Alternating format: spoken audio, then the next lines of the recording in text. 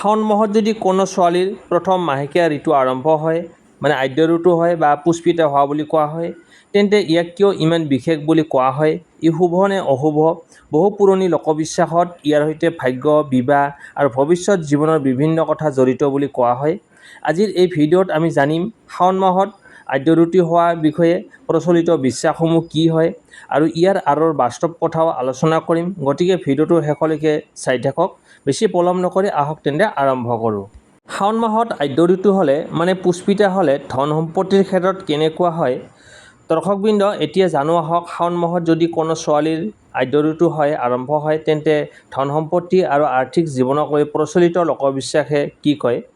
লোকবিশ্বাস অনুসৰি শাওণ মাহত ভগৱান শিৱৰ অতি পবিত্ৰ মাহ বুলি গণ্য কৰা হয়। সেইবাবে এই মাহত আদ্য ঋতু হোৱা ছোৱালীৰ জীৱনত ধন সম্পত্তিৰ ক্ষেত্ৰত শুভ সম্ভাৱনা থাকিব পাৰে বুলি ধৰা হয়। এনে ছোৱালীয়ে সাধাৰণতে টকা পইচাৰ মূল্য বুজি পায়, অযথা খৰচ নকৰে, মানে অপচয় কম কৰে আৰু সঞ্চয় কৰাৰ অভ্যাস গঢ়ি তুলিব পাৰে বুলি কোৱা হয়। পৰিশ্ৰম, ধৈৰ্য আৰু বিচক্ষণ সিদ্ধান্তৰ জৰিয়তে আৰ্থিক অৱস্থা লাহে লাহে উন্নত হোৱাৰ সম্ভাৱনাৰ কথাও লোকবিশ্বাসত উল্লেখ আছে।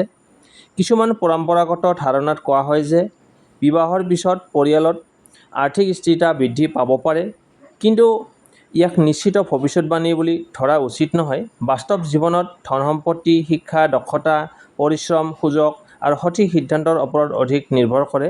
লোকবিশ্বাসে এইটোও কয় যে এনে ব্যক্তিয়ে জীৱনত কেতিয়াবা আৰ্থিক উত্থান পতনৰ সন্মুখীন হ'লেও ধৈৰ্য ধৰি আগবাঢ়িলে পুনৰ উন্নতি কৰাৰ ক্ষমতা ৰাখে। সেয়েহে কেৱল ভাগ্যৰ ওপৰত নিৰ্ভৰ নকৰি শিক্ষা, দক্ষতা বৃদ্ধি, পৰিশ্ৰম আৰু সৎ উপাৰ্জন আৰু সঞ্চয়ৰ অভ্যাস গঢ়ি তোলাটোৱেই প্ৰকৃত সমৃদ্ধিৰ পথ। এতিয়া জানো আহক শাওণ মাহত যদি কোনো ছোৱালীৰ আদ্য ঋতু হয় বা পুষ্পিতা হোৱা বুলি কোৱা হয়, তেন্তে বিবাহ আৰু দাম্পত্য জীৱনক লৈ প্ৰচলিত লোকবিশ্বাসে কি কয়। প্ৰচলিত বিশ্বাস অনুসৰি শাওণ মাহ ভগৱান শিৱৰ বিশেষ মাহ। সেইবাবে এই মাহত আদ্য ঋতু হোৱা ছোৱালীৰ বিবাহিত জীৱনত শুভ শক্তিৰ আশীৰ্বাদ থাকে বুলি বহু ঠাইত বিশ্বাস কৰা হয়। লোকবিশ্বাসে কয় যে এনে ছোৱালীৰ জীৱনসংগী দায়িত্বশীল, পৰিশ্ৰমী আৰু পৰিয়ালৰ প্ৰতি যত্নশীল হ'ব পাৰে। বিবাহৰ পিছত স্বামী স্ত্ৰীৰ মাজত পাৰস্পৰিক বুজাবুজি আৰু সন্মান বজাই ৰখাৰ সম্ভাৱনাৰ কথাও কোৱা হয়। কেতিয়াবা সংসাৰত মতভেদ বা সৰু সুৰা সমস্যাও আহিব পাৰে, কিন্তু ধৈৰ্য, সৎ যোগাযোগ আৰু পাৰস্পৰিক বিশ্বাস থাকিলে সেইবোৰ সহজে সমাধান কৰিব পাৰি বুলি লোকবিশ্বাসত উল্লেখ আছে।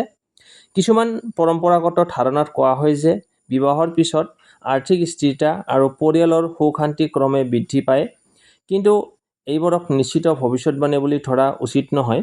প্ৰকৃত সুখী দাম্পত্য জীৱন গঢ়ি উঠে পাৰস্পৰিক সন্মান, বিশ্বাস, সহমৰ্মিতা, দায়িত্ববোধ আৰু একেলগে সমস্যাৰ সমাধান কৰাৰ মানসিকতাৰ ওপৰত।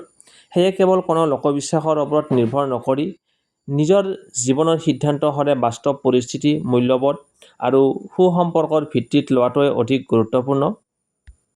এতিয়া জানো আহক শাওণ মাহত প্ৰথম আদ্য ঋতু হ'লে তেওঁলোকৰ বিবাহ, সন্তানৰ ক্ষেত্ৰত কেনেকুৱা হয় সেই বিষয়ে জানো আহক। এতিয়া জানো আহক শাওণ মাহত পুষ্পিতা হোৱা ছোৱালীৰ সন্তান সুখৰ বিষয়ে প্ৰচলিত লোকবিশ্বাস। লোকবিশ্বাস অনুসৰি শাওণ মাহত প্ৰথম ঋতুমতী হোৱা ছোৱালীয়ে ভৱিষ্যতে মাতৃত্বৰ সুখ লাভ কৰাৰ সম্ভাৱনা শুভ বুলি ধৰা হয়। কিছুমান পৰম্পৰাগত ধাৰণাত কোৱা হয় যে এনে ব্যক্তিয়ে সন্তানৰ প্ৰতি মৰমীয়াল, দায়িত্বশীল আৰু যত্নশীল মাতৃ হ'ব পাৰে। আন এটা প্ৰচলিত বিশ্বাস অনুসৰি সন্তানসকলে পৰিয়ালৰ নাম উজ্বলাই তুলিব পাৰে আৰু শিক্ষা, কৰ্ম বা অন্য ক্ষেত্ৰত উন্নতি কৰিব পাৰে। অৱশ্যে এইবোৰ বিশ্বাস নিশ্চিত ভৱিষ্যতবাণী নহয়। বাস্তৱ জীৱনত সুস্থ মাতৃত্ব আৰু সন্তান কল্যাণৰ বহু বিষয়ৰ ওপৰত নিৰ্ভৰ কৰে, যেনে স্বাস্থ্য, পুষ্টি, চিকিৎসা, পাৰিবাৰিক সমৰ্থন আৰু সঠিক যত্ন। সেয়ে নিজৰ স্বাস্থ্যৰ যত্ন লোৱা, নিয়মীয়া স্বাস্থ্য পৰীক্ষা কৰা আৰু চিকিৎসকৰ পৰামৰ্শ অনুসৰণ কৰাটোৱেই আটাইতকৈ গুৰুত্বপূৰ্ণ।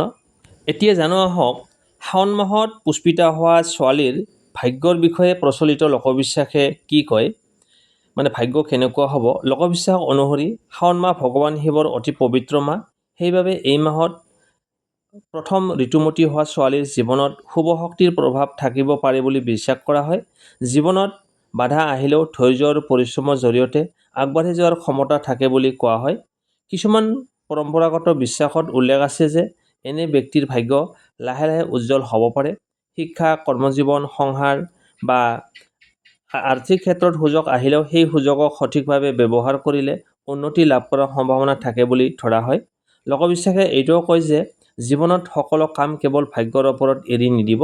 সৎ কৰ্ম, অধ্যৱসায় আৰু ভাল আচৰণে সফলতাৰ পথ মুকলি কৰে।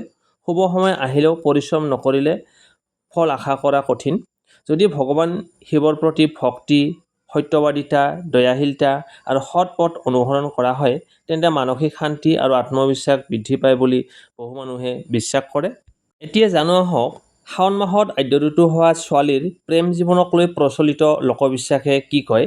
লোকবিশ্বাস অনুসৰি শাওণ মাহত প্ৰথম ঋতুমতী হোৱা ছোৱালীয়ে সাধাৰণতে আন্তৰিক, মৰমীয়াল আৰু সম্পৰ্কৰ প্ৰতি দায়িত্বশীল হ'ব পাৰে বুলি ধৰা হয়। তেওঁলোকে বিশ্বাস আৰু সন্মানৰ ওপৰত সম্পৰ্ক গঢ়ি তুলিবলৈ আগ্ৰহী থাকে বুলি কোৱা হয়। কিছুমান পৰম্পৰাগত ধাৰণাত কোৱা হয় যে প্ৰেমৰ ক্ষেত্ৰত আৰম্ভণিতে কিছুমান ভুল বুজাবুজি বা বাধা আহিব পাৰে, কিন্তু ধৈৰ্য, খোলাখুলি কথা বতৰা আৰু পাৰস্পৰিক বিশ্বাস থাকিলে সম্পৰ্ক অধিক শক্তিশালী হ'ব পাৰে বুলি বিশ্বাস কৰা হয়। লোকবিশ্বাসে এইটোও কয় যে জীৱনসংগী বাছনি কৰাৰ সময়ত খৰধৰ নকৰি ভালদৰে চিন্তা ভাৱনা কৰি সিদ্ধান্ত লোৱাটো শুভ।